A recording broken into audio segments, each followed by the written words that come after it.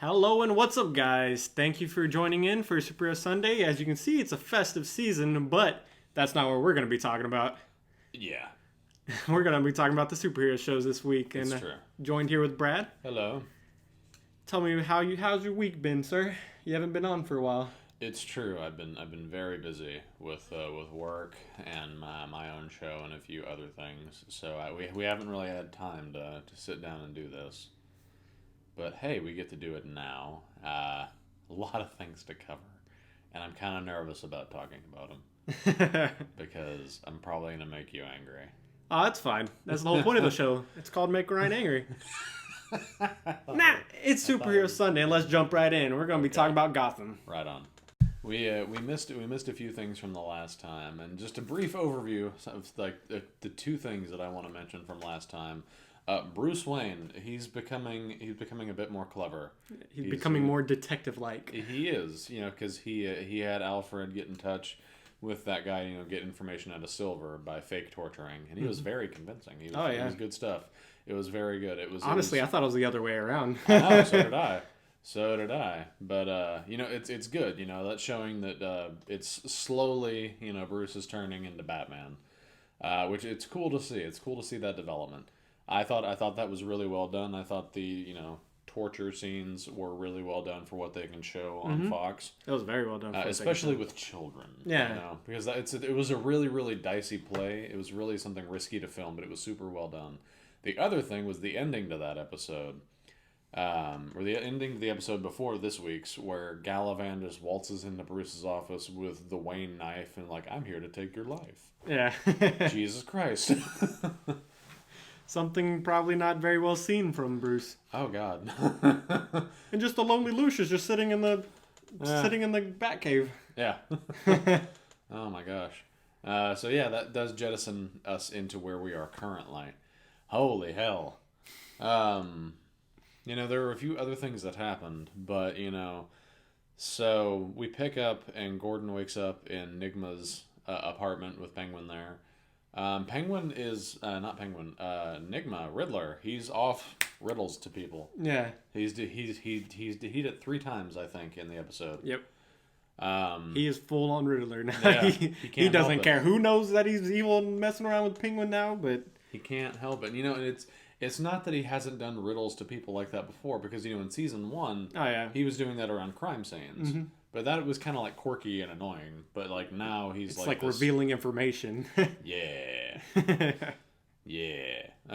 So that's a thing. Penguin has a brand new like jacket. It's like purple and black and like the ruffles. It looks really Penguin-esque. It does, and I thought that was super cool. Mm-hmm. I thought that was really neat. And he also he's getting his umbrella fetish on. Yeah, shoving it down Galavan's throat. Yeah. Yeah. By the way, Galavan got super dead. Yeah. Or at least for now. Spoiler alert. At least for now, really dead. I don't know how you come back from a gunshot and then an umbrella. I don't know either. But why else do they have Fish's body and Butch's body and? I don't know. Unless they're planning something. I mean, see, Butch. I don't think Butch never died. Butch escaped. Fish, is in that gray area. Could have been. She could drowned. have not been. She could have drowned or could have made it. Yeah, but Galavan definitely did. Yeah, shot and umbrella down. And so we have like the 3 spectrums of that, of like what could be and what's going on, in these tanks that we see at the end of the episode. But that was a very cool thing because we got a huge hint at Dr. Hugo Strange coming, and that's very cool to me because Hugo Strange, he's definitely he's a smaller villain, or he was. Up until, the Batman Arkham video game series where they made him the main villain of Arkham City. And that kind of propelled him, to bigger heights where more people knew who he was. And so that's kind of cool. The other really, really fucking cool thing was the very end of this episode of the mid-season finale. And that was a Mr. Freeze hint. Oh, yes. Not really, not even a hint. It was more like a guy running away, and then, what sort of looked like Firefly. Yeah. And that's what I thought at first, and then it was a cold gun. Super cool.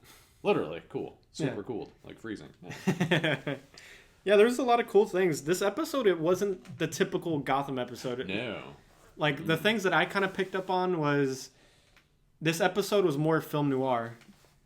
Like, if you see the scene with Gordon and Tompkins under the bridge, it just felt really noir, and I was like, this feels really cool, and this doesn't feel like Gotham as much. See, I thought it felt more like Gotham, more what Gotham should be. But the relationships in this episode really stood out to me. Mm-hmm. I mean, and they do really, really well to show the different kinds of relationships. Because, there's Galavan and the Dumas family, and he's very much like, I'm the patriarch, I'm in charge, do whatever I say. And then we see Silver doing everything she can to please her uncle and failing. But then Bruce, being, compassionate and pitiful, and not that he's pitiful, he pitied Silver, he gives her the win. He gives her the win because he feels bad for her. But then, Silver shows her true colors, not being a complete evil bitch. Yeah, because she's not supposed to be. Exactly, which is nice. We see Tigress come out of her shell a little bit towards the end, whenever she's like, yeah, fuck you, brother. I'm looking out for number one. Yeah. But I mean, the relationship that I liked the most seeing was actually between Gordon and Tompkins. Oh, yeah. Because, it showed her desperation for wanting to keep him safe and him wanting to do everything he can to save the city. Mm-hmm. And, I'm not trying to make him sound like Arrow, but... You failed this city. I mean, pretty much. Because, he made a promise to a boy, and he wants to keep that boy safe. He wants to find Bruce's parents' murderer. Yeah. And, he's doing everything he can to fulfill that promise. And, Lee knows that, but she's at a point where she's concerned about his safety. Mm-hmm. Which is, it's not a bad quality at all. She's very concerned. She's very caring. And it's good. It's good to see, that dissonance between the two. Yeah. And they do it really, really well. And I loved the fact that, they were going to go away. She's pregnant. And then, like the car full of dudes comes up and she just slides on over the driver's seat like, God damn it. And if she is truly pregnant, is this the birth of Babs? That's what I was thinking. She was like, I'm pregnant. And I was like, hello, Barbara, too. Yeah. But why in the hell would you call it Barbara? Why would she be okay with calling it Barbara? I don't think she would. Yeah. I don't know. But, it's... Since this is a different take, on a lot of things, I wouldn't be surprised either. Because, we haven't really seen Barbara on the show since she fell out of a church. The only other thing that I really wanted... Well, two things that I really want to talk about for this episode were the actress that plays Silver. Oh my god, how flat do you intend on being? Holy shit.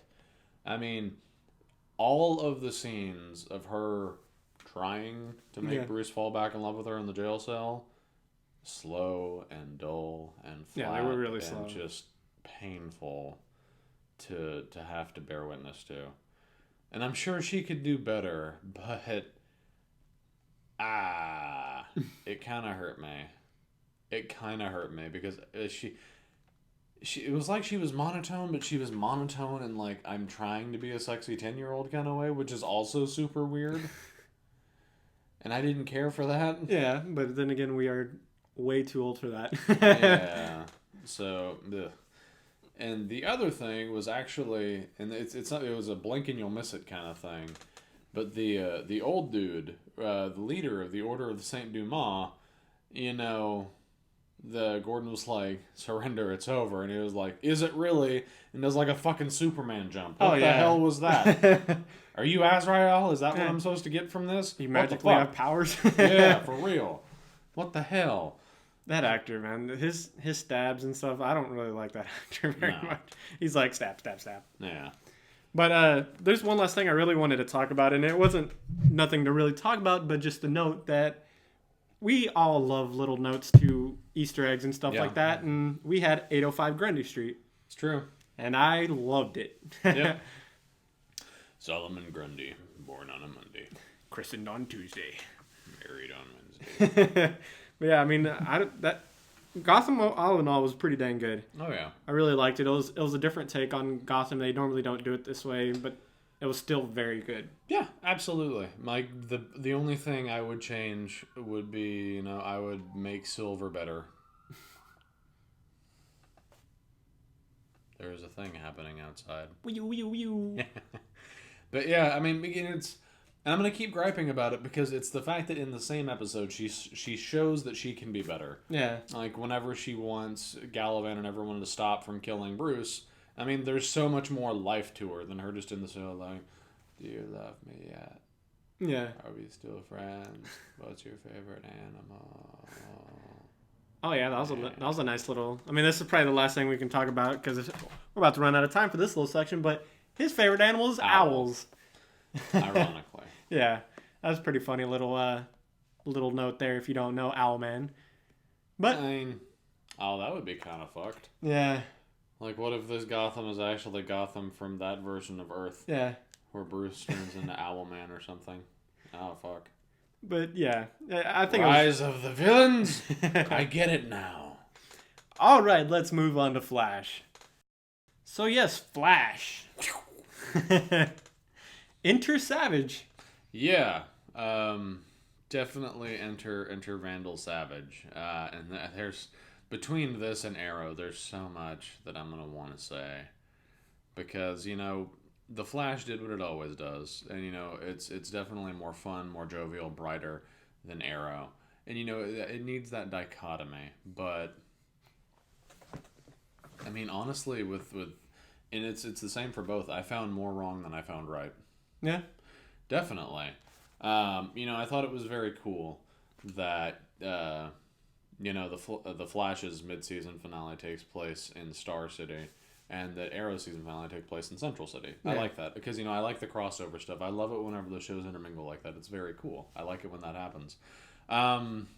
Was Malcolm Merlyn absolutely necessary? Not at all. Not really. No. I liked the joke. Whenever he keeps just appearing from shadows, and Barry's like, "Is that all he knows how to do?" That was good. That was funny. But I think the only reason why he was necessary was at the end of Arrow. Yeah. Because Malcolm just can't leave shit alone. Nope, just got to keep on fucking stuff up. It's true. Wouldn't be called a magician if he wasn't. Well, I think he's Ra's al Ghul now. Yeah, but he's still the magician to me. I don't care. I mean, I called him Malcolm. So. But, yeah. So, at the end of the day, the entire episode between The Flash and Arrow was about... Shaira. It was about Hawk Girl becoming Hawk Girl, and they find Hufu, or Hawkman. It's not even a special effects gripe that I have. It's a storytelling gripe, and it's very much the fact that, and this is for the Flash because this happened in the Flash. Yeah. This guy is telling them, hey, for her to get her wings, push her off a fucking building. And I agree with Barry. Let's fucking not do that. How about no? And even Oliver was like, well, maybe we should. Yeah. 4,000-year-old relationship. Sure. We don't know this stuff. And then the dude just pushes her. And of course she freaks out and loses her mind. She's a human. Mm-hmm. So, thankfully Barry was there. But the thing that really bothers me is the fact that it happened once, she nearly dies. She does it again. Exactly. In the same night. And she's like, well, let's give it another shot. Woo! Yeah. And it's the fact that, and they tell us this, I'm Kendra Saunders. I just moved here. I was drawn here for some reason. But she buys into it way too fast. It happens way too fast. There's no character development here. There really wasn't, but I felt like... It was just a way to shoehorn in Hawk Girl. It was a way to get her in faster. But in the next episode, I felt like they took more time to develop her character. Completely disagree. Yeah. Well, it's because, they pushed her in there, and then the next episode, she's like, oh, well, I don't know if I'm ready for this. Keep pushing it, though. Yeah. That's the thing. If they'd done the same thing as, Hufu did, then it would have been something entirely different. Like, if she was just pretending to be Kendra Saunders, to feel normal and not like a freak, I would have understood that a lot more. But the fact that we spend most of the episode dealing with pushing her off buildings and telling her, she's remembering things for a reason, and then her trying to, buy into the fact that she's, a warrior priestess and shit like that, it's, it felt super, super rushed, and I did not like it. And they only rushed it because of Vandal Savage, because of Legends of Tomorrow, which is coming out next year. And I'm going to watch the show. But, there was no development. It was way too fast. And then I have all this negative stuff to say about Vandal Savage. Yeah. But I'm going to save that for Arrow. Because, there were some positive things here. I loved that Harry got shot. And I loved that we see Velocity 6, which is super important. Velocity 6 is mondo important to the storyline. But we see, he gives it to Jay. Jay saves Harry's life. Mm-hmm. Will Harry honor the promise he wants Jay to make? No. Nope. Absolutely not. Are you kidding me? Because I'm going to tell you right now, Barry's going to get Velocity 6, Zoom is going to get Velocity 6, and Harry is going to get Velocity 6.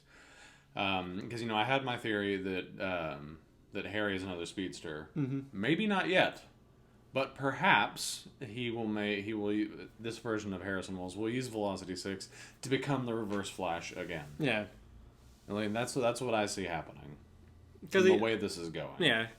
And, there is a lot of good things. Like, I know you had issues with Savage, but there's something I did really like about the Savage in this episode was the fight scenes. The fight scenes were awesome. Like, the very intro fight scene I loved. Yeah.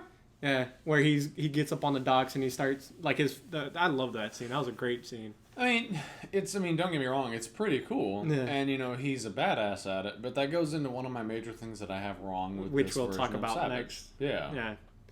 And I think the last thing I really did want to talk about on Flash was Damien Dark's reaction to Barry was hilarious. Oh, yeah. What was that? I love that they actually got Damien Dark in the Flash like that. Even just for the cameo appearance, it was funny. It was hilarious. I loved the magnet arrow, too. Yeah. That was badass. It's not the boxing glove, but it's still some form of a trick arrow, which is always fun. Oh yeah. And I kind of wish they would find a way to bring the boxing glove arrow back. But I loved, in the last season, their callback to it. It was good. But there was a bunch of stuff that they did right in this episode, and I know that I spent a lot of time harping on, Kendra or Shaira's storyline because it was the most glaring thing wrong with the episode to me. And again, I'm coming at it from a storytelling perspective. Yeah. Way too rushed. Oh my god. And to me, it was as bad if, we killed Bruce Wayne's parents and then, the next day he's putting on a cowl and becoming, baby Batboy. Yeah. It doesn't work that way. Yeah, you do have to have some character development. It doesn't work that way. I also hated the way they kept, everyone said the name wrong. Because it is supposed to be pronounced Shaira. Yeah. But they were like, Shiada. Shauda. And they kept doing it in different ways, and I was like, make up your mind! Yeah. It was so dumb. So dumb. I'm trying to think of other good things. Of course, Cisco being hilarious happens. We didn't see too much Joe or Iris at all.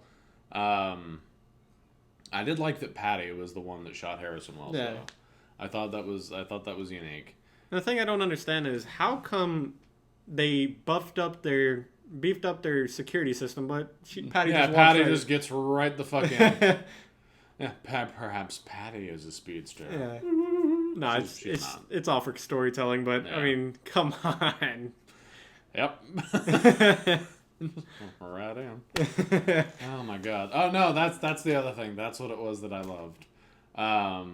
Because Vandal, he attacks Kajiters, and Cisco activates the flash signal, and so Barry comes running in, gets him out of there, saves the day, and then Cisco's like, "Oh, thank God, Barry, dude." Messed that up. Thank you. Revealed my identity. Okay. That was funny to me. Yeah. That was good. That was pretty awesome. So yeah, that's about all I really want to say about everything right now for the Flash. A lot of more negative things to come in Arrow. I'm sorry. And what we're probably going to do is just go straight into Arrow and talk about Agents Shield after seeing how this is a crossover event. Yeah, that's true. So we'll see you in a second.